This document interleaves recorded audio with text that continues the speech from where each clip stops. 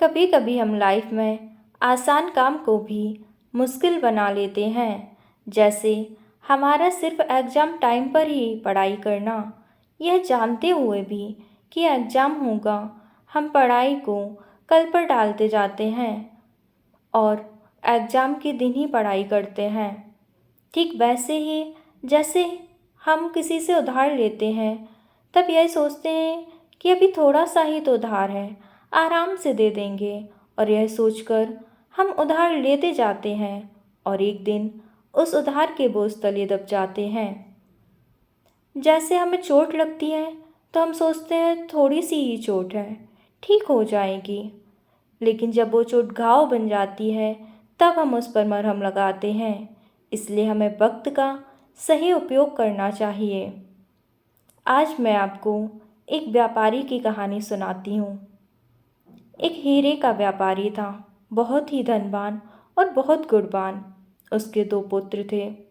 व्यापारी बूढ़ा हो रहा था और उसे यह चिंता सता रही थी कि मेरे जाने के बाद मेरे इस कारोबार को, मेरे इस व्यापार को कौन संभालेगा।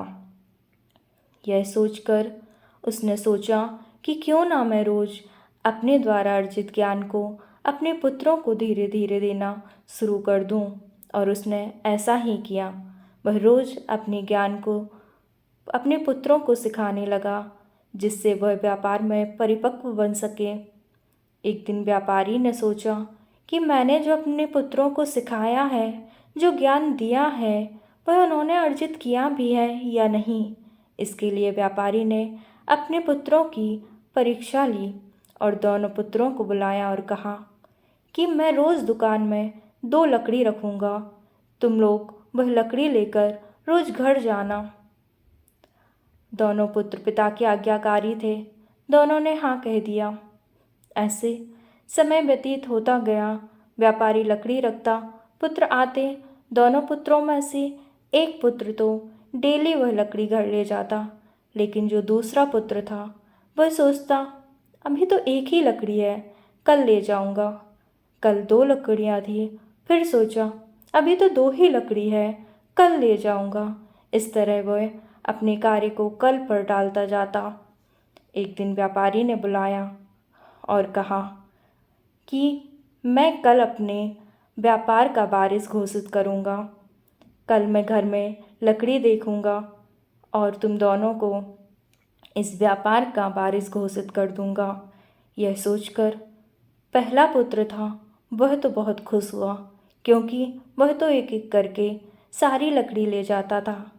लेकिन जो दूसरा पुत्र था वह बहुत चिंतित हो गया, क्योंकि अब वो लकड़ियों का ढेर बन गया था।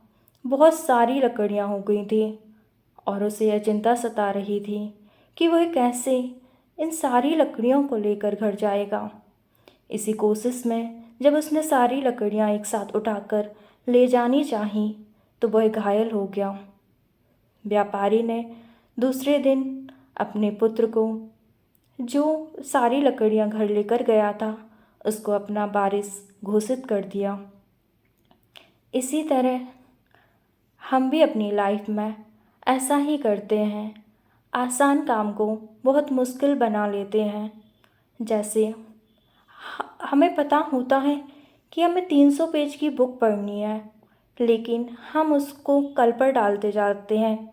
यदि हम डेली 10 पेज पढ़ेंगे तो 10 दिन में वो बुक ख़त्म कर लेंगे, लेकिन हम उसको अपने लिए बहुत मुश्किल बना लेते हैं। और जब सिर्फ एग्ज़ाम टाइम पर पढ़ते हैं तो वह हमें बहुत कठिन लगती है और हमसे बहुत ज़्यादा गलतियाँ होने लगती हैं, याद नहीं होता है, हमें टेंशन होने लगती है। इसलिए हमें अपने काम को कल पर नहीं डालना चाहिए।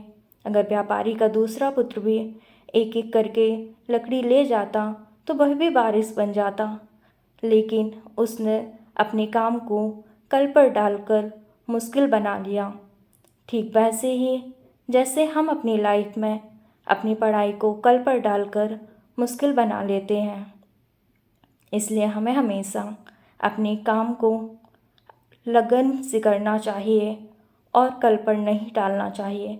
Thank you for watching. Please like, share, and subscribe.